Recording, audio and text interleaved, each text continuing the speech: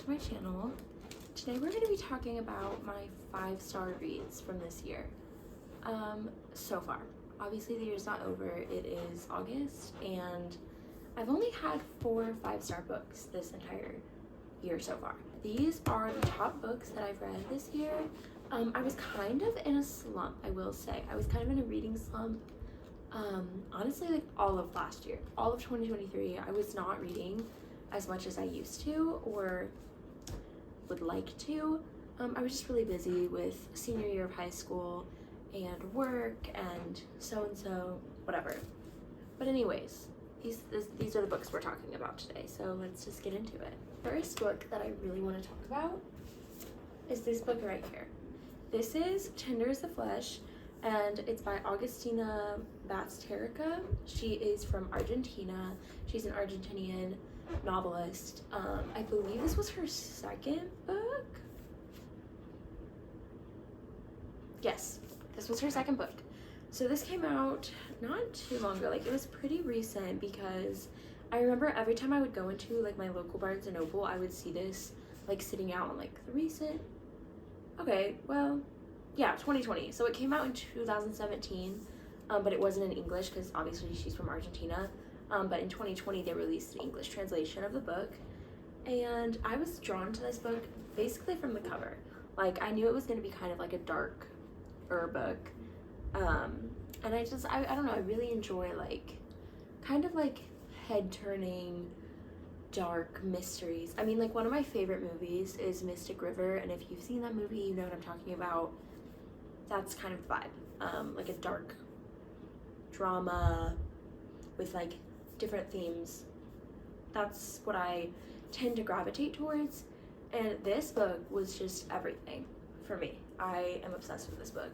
So I read it on the way to Florida. It's like a 2-hour flight, well, combined, and I read this book the entire way there, finished it by the time I arrived to my destination.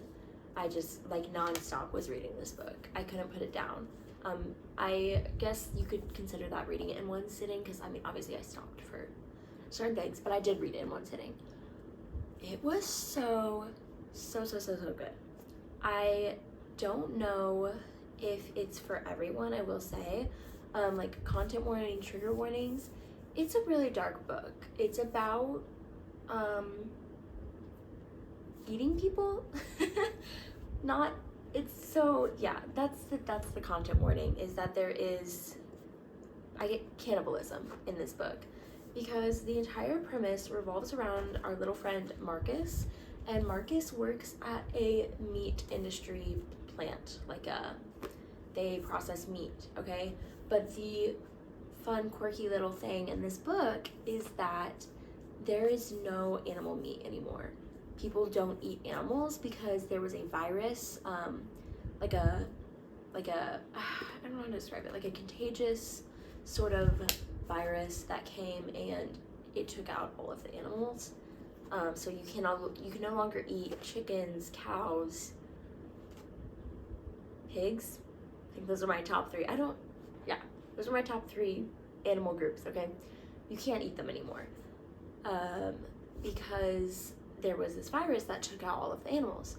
So in this society that Marcus lives in, there is a certain kind of person, human, that is bred specifically for consumption. So he works at one of those meat industries where they basically raise, like you would a cattle, a person. They raise people. I don't know why I put quotation marks. They are people.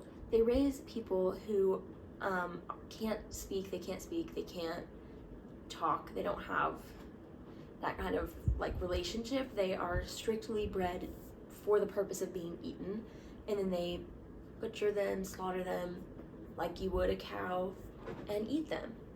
So it's very disturbing. It's very disgusting and gross and terrifying. But that's where Marcus works. And he's kind of having some issues with his family. He doesn't have a wife anymore. His dad is sick. He's got some things going on in his personal life. But yeah, the government basically decided when that virus hit to raise people who were specifically bred for eating. That's all I can tell you without giving away spoilers. But if that doesn't sound interesting to you, I wouldn't recommend reading this book because it's very gross and very disturbing, and it gets detailed and gory, and I'm not a big fan of detailed and gory until I read this book, and I was like, wow, it was written so well that you felt like physically ill reading it, which is good. Like, that's a good thing. That's what was meant to happen.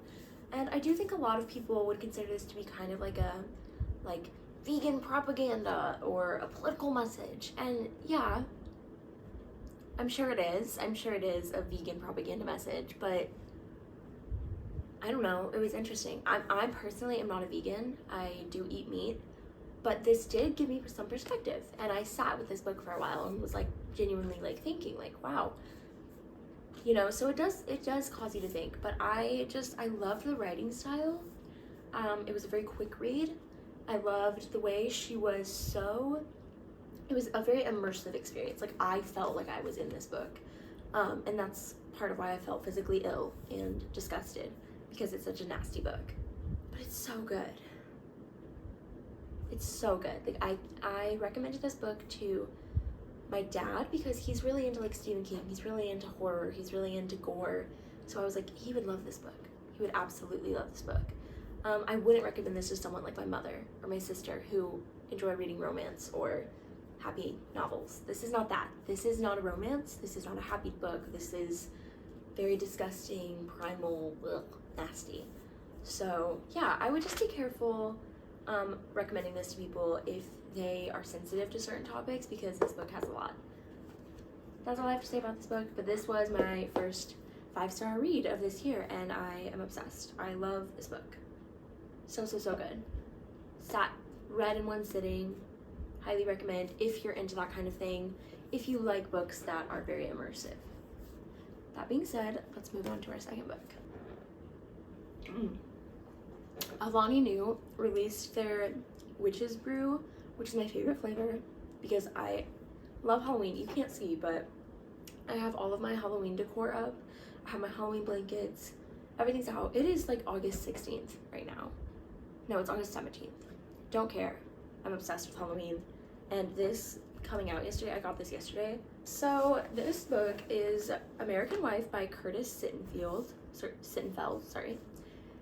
I had never read a Curtis Sittenfeld book before, but I had heard of one of the books, and it was called Rodham, and it was about Hillary Clinton before, well, it was like, what if Hillary Clinton never married Bill? And that was like the whole premise of the book. On a side note, Hillary Clinton looks just like Florence Pugh. Like, they are the same person, I'm convinced. I think there's a picture. Yeah, you cannot tell me that is not Florence Pugh. That is Hillary Clinton. Anyways, I've never read that book, but I have thought of picking it up after reading this book, because I think the author really loves, like, political, it's not really, I mean, it is political, but I think they really do tend to gravitate towards, like, more drama type books. And I'm not a big fan of politics. Like, I don't really immerse myself into them. I know about them. I know what I need to know to vote, but I don't really tend to care to watch, like, C-SPAN. I don't do that. So when I picked up this book at Barnes & Noble, I read the back cover, and I was, like, a little put off, to be honest. I was like, I don't really know if I'm going to enjoy a story about the First Lady of the United States, because that's what this book is about. It's a fictional story that is loosely based on, I believe, George Bush's wife, Nancy Bush. I believe it's either George W. Bush or George H.W. Bush. It's one of them. This book is loosely based on his wife, Nancy, but it's not, like, all correct. It's fictional. But yeah, I was kind of put off because I was like, I don't really know if I want to read a book this long about the First Lady of the United States. But I was completely wrong. I got it anyways because I was like, you know what, I'm gonna put myself in a position to read a drama, because I had been kind of reading, like, a lot of, like, cutesy little 200-page romances, and I was like, I need something different. I need something, you know, this was obviously different, but I needed something a little, I don't know, out of my comfort zone, if you will. And yeah, I was pleasantly surprised. I was so happy with reading this book. I recommended it again to everyone. That's what I think that's one of my like criteria for being a 5-star book is, would I recommend this to another person? And if the answer is yes, then I would. Then I would definitely rate that a 5-star. If it met all of my other standards and I would recommend it to someone, that's a 5-star read. Anyways, that's besides the point. This book surrounds the main character. Her name is Alice, and she lives in like 1950s Wisconsin. And you kind of like, there's a lot that happens in her earlier years. So you kind of see her growing up in this little tiny farmy town in Wisconsin, the Midwest. She goes to school, and then a kind of like tragic accident happens and takes place to her. I can't say what, I'm not gonna spoil anything, but that happens, and she kind of starts to move on, but like she never really forgets what happened to her. And she meets this man, his name is Charlie, and they hit it off. Turns out Charlie is a Republican son of a Republican governor of Wisconsin, and his whole family is into politics. They're very rich, very wealthy family. Think like the Kennedys. They are Wisconsin's Kennedys, if you will. And yeah, that's like her whole thing. And they get married. I'm not giving away spoilers, by the way. You literally find this out in the back of the book. And they get married, and she kind of struggles with her internal guilt of what happened and her personal life, her personal views, and how she deals with that as being the first lady of a Republican wife, or a Republican president, when she has more liberal views. That is the entire premise of the book. And if that sounds boring to you, I wouldn't recommend this book, because that it literally is the entire premise of the book. But that did kind of sound like a little, not up my alley, but like I said, I really wanted something different, and I picked this up, and it was beautiful. Like, I cannot recommend this book enough.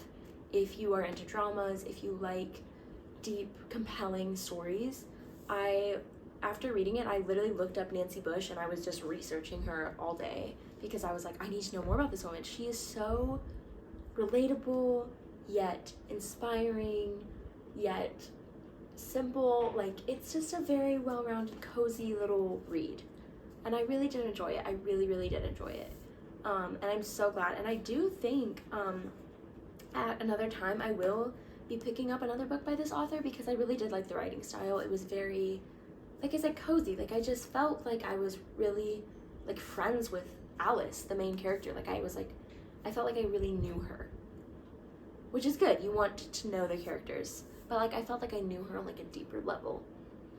I don't know if that makes sense, but that's how I felt about this book. And I completely recommend this to you if you're into dramas, or you're into deep stories, especially if you're into politics. If you're into politics, you're gonna love this book, because I'm not even that into politics, and I love this book. So if you're into it, this is like, you're probably gonna be one of your favorite books. That's all I have to say about this book. Totally recommend, 5 stars. Let's move on. The next book I want to talk about is In 5 Years by Rebecca Searle. Again, I don't know if I'm saying this right, but I believe it's Searle. I probably should have like researched how to pronounce the author's names. So this book is a Good Morning America book club book, and I saw that when I picked it up, and I don't know, I just really enjoy reading books that are part of like book clubs, especially like renowned book clubs, because they usually recommend the best books. Like, they pick out, everyone's favorite book, and they're like, hey, what should we read for book club? And then, I don't know, I trust when someone says it's a book club book, because I know it's going to be at least 3 stars, at least a good, well-rounded novel. Anyways, this is called In 5 Years, and honestly, I wasn't drawn in by the cover. I was drawn in by the back little excerpt. It is about a woman named Danny who lives in, I think she lives in New York. She lives in a city, okay? And she's kind of a workaholic. Like, she is working all the time. She's a 20-something-year-old woman who just live, laugh, loves work. She's doing great, too. She's pretty wealthy. She has a good job. She does what she loves, what she went to college for. She has a boyfriend of 7 years. So they've been dating a fat minute. And he proposes to her on the same day she gets a promotion, right? And it's pretty good, pretty awesome. She is yeah, she's really happy with this man. Also, I'm not giving away spoilers by saying they're getting proposed. It's literally on the back cover. He proposes to her. It's this huge fancy event, like everything you could ever want, right? And they go home, celebrate. That night, she goes to sleep. She wakes up and she's suddenly in a different place. She's in a different apartment. She is with a different man in bed. Like the man beside her is not the man who just proposed to her, which is crazy. And it's like 5 years into the future. And she's like, what is going on? Like, she is completely, obviously confused, does not know what's happening. She does not know this man next to her, and the calendar says that it's 5 years into the future. Anyways, she wakes up from this dream. She wakes up, she's back in her original apartment with the man, her fiance, and she's just utterly, completely confused. So she goes to see a therapist, and the therapist tells her, like, hey, like, you probably are just, like, scared, something's happening. But anyways, that's, like, the premise of the book.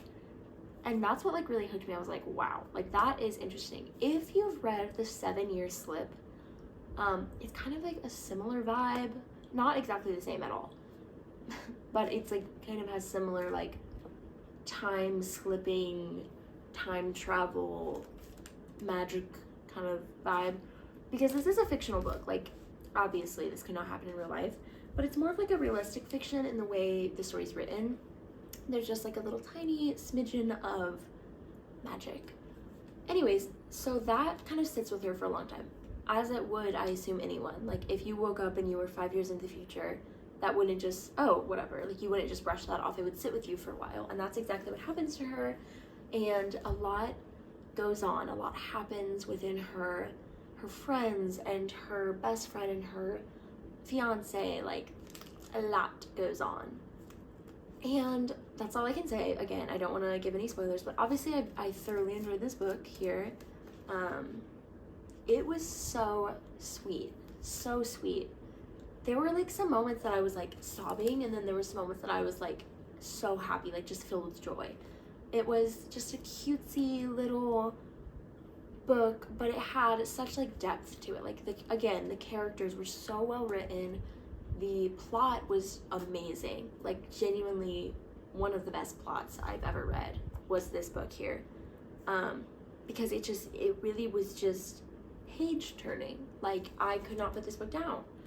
The plot was good, the characters were well written, the romance was good, the story was good, the way it was written was amazing. I really did enjoy this book, and again, I'm going to be in the future picking up more books by this author. But yeah, it was so cute. It was just really cozy. I loved the aesthetic, the vibes, everything was good about this book.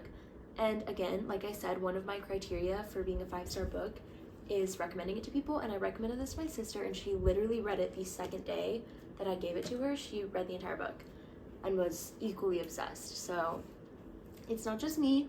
I don't know what I probably should have asked her, like, what she rated it, but if I had to say, she probably rated this a 5. So yeah, I highly recommend this book, especially if you're, like, just getting into reading. This is a really good book to kind of get you hooked into reading, because it's just so, like, cute and cozy, and it's not too long. And it has, like, everything you could want in a book. Definitely recommend. There is some, like, trigger warnings. Definitely, like, sickness, death. So if you're not into that, if you're not into sadness, maybe wouldn't pick it up. But also, I think it's worth it for this read. That's all I have to say about In 5 Years. Highly recommend this book. On my 5-star reads from this year is Little Fires Everywhere by Celeste Ng. Don't know if I'm saying her last name right, but yes. I just want to say, like, on a side note, the little penguin book, like, whenever you see this little penguin guy, that means it was published by Penguin, I think it's Penguin House, Penguin Random House. So yes, maybe that's it.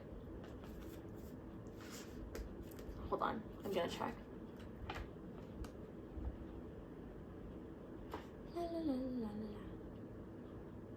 Penguin Books. Yes. Published by Penguin Books. Whenever I see this little penguin, I know I'm about to read a banger. Because, I don't know why, but they're always putting out the best books. So many books on my shelf over here are from this publishing house, and I'm obsessed. I've never read a bad book that's from this publisher, so I don't know what they're doing over there, but they're picking out the best books and the best authors. Anyways, so truly that is why I picked up this book, was because of the penguin. And I saw the cover, read the little extra on the back, and I was like, wow, this sounds really good. Also, Reese Witherspoon. This is part of Reese Witherspoon's book club, and I love Reese Witherspoon, and if she reads something, I'm gonna read something.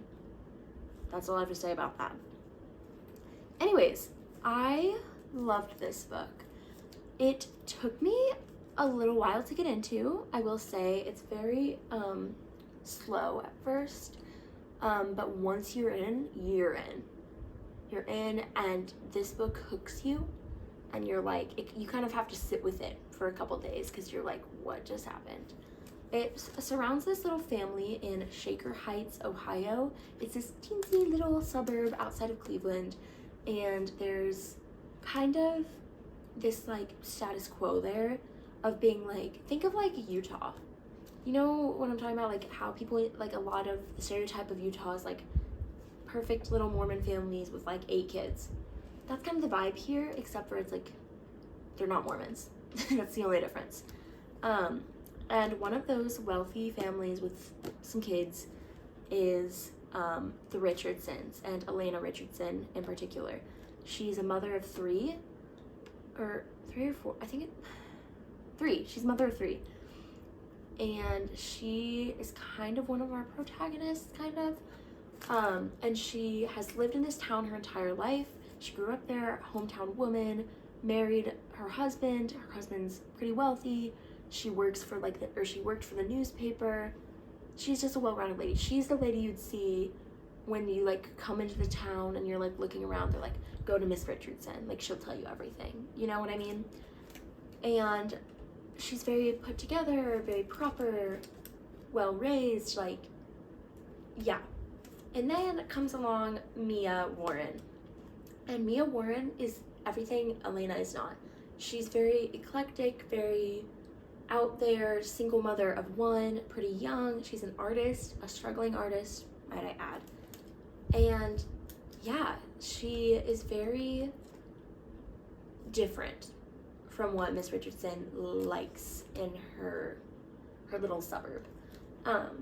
Think of like the HOA. That's how I thought of Miss Richardson. I was like, she's such an HOA or association president. Like she would be the president of like your neighborhood association. So yeah, Miss Warren comes along with her daughter Pearl, and they kind of have like these interconnected lives. They're very intertwined. Like Pearl becomes friends with Richardson's kids, and it's just their story together. I will say this book, I didn't know this when I first started reading it until I started getting to like parts of the book and I was like, huh? This book is set in the 90s. I did not know that when I started reading. I thought this was like a current present day read. No, it's set in the 90s. And it was because there was like a scene where they were like, I don't know, on the phone or something, and it was like a landline, like a telephone block thing. Sorry, I was born in 2005, so I genuinely don't even understand landlines, okay? So I was like, huh? What does that mean? Yes, this is set in the 90s. This is set in the 90s. So I guess that's not really that important, but it kind of is for like the vibe. There's definitely some undertones of like discrimination in this book, as you probably could tell. Like there's just, yeah, there's some themes in here that aren't super present in today's society. There are definitely some trigger warnings, like abortion. There is kind of family drama. Yeah, a lot goes down in this book. But yeah, there's definitely like some racism as well. So that is a content warning I would definitely be a little weary of. But again, this isn't set in today's society, which makes more sense now that I knew that. I was like, oh, not that it's good, but like it makes sense, you know, for the time. So yeah, I definitely recommend this book. It's very like little hometown read, and it draws you in, and you kind of sit with it for a while after. Like I would not shut up about this book after I read it. And again, it was recommended to me and I recommended it to others. Again, that's my criteria for a 5-star book. I totally love this book and will probably read it again next year. Like, I'm so serious. I will read this again next year because it's just one of those books like you want to read more than once. So good, so good. Also, this is the author of Everything I Never Told You. So if you've seen that, it was pretty popular in Book Talk a couple years ago. Definitely recommend this book because it's the same author. She definitely has like sort of similar themes in this book. And yeah, I definitely recommend this. So that was my last 5-star read as of today, August 17th. Yeah, so I think that's it for today's video. I hope you enjoyed, and I will definitely be trying to focus more of like bookish content on my channel. I know I literally post like 1 video a year, but I'm trying to post more and to like get more ideas for content going. Yeah, so I really hope you enjoyed this video, and I will see you next time.